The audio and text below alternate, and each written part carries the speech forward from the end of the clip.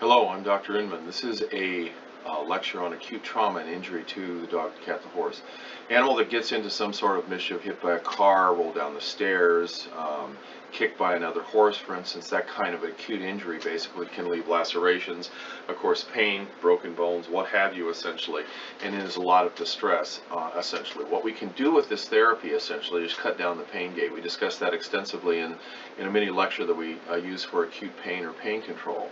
And so we use the adjusting device to shut down the pain gate, essentially, and also we use the laser to actually diminish the arachidonic acid cycle that causes the pain and also improve the blood supply. But the problem with an acute injury, for instance, or an acute trauma, animal will get rolled over by a car, for instance, that animal's in a lot of pain and probably needs palliative pain control for you to be able to handle the animal in the first place. The first rule of thumb is do not get injured or let your staff or client get injured by an animal that is trying to defend itself, because it's in lots and lots of acute pain. So you want to basically approach that animal very carefully. Virtually every veterinarian in the field basically knows how to do that, because they probably learned the hard way how not to do that.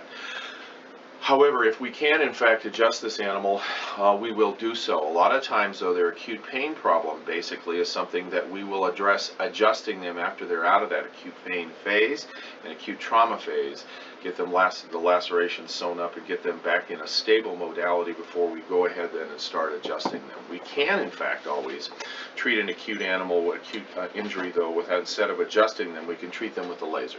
And so we'll treat them for pain, 44, 25, 25, 20.5, and 230 for lymphatic drainage, and we'll utilize this as a means to try to diminish pain, take the animal out of pain. It'll take about a half hour, 45 minutes for the effects of the lasering, which lasts 2 minutes, to 3 minutes rather, to get this animal under control.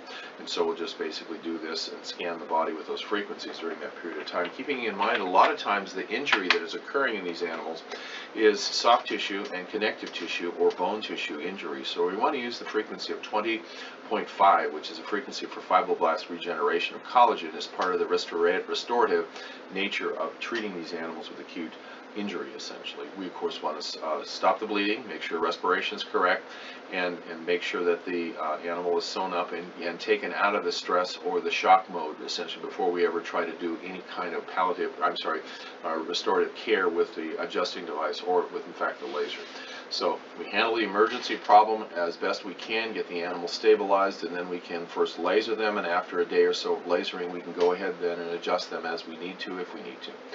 This has been a mini lecture on acute trauma and how we handle it relative to these therapies. We can always use the laser. I'd have you go to the VomTech.com website and look at the area where we talk about frequency-specific low-level laser therapy and how we treat acute trauma in that regard, why it works and how it works, essentially, and also the section on VOM, where we'll show you how to do the technology for free, why it works, and also how to apply it to your practice. I'm Dr. William Inman. This has been a lecture on acute injury, essentially, and how we assess and treat it utilizing these technologies. Thank you, and have a great day.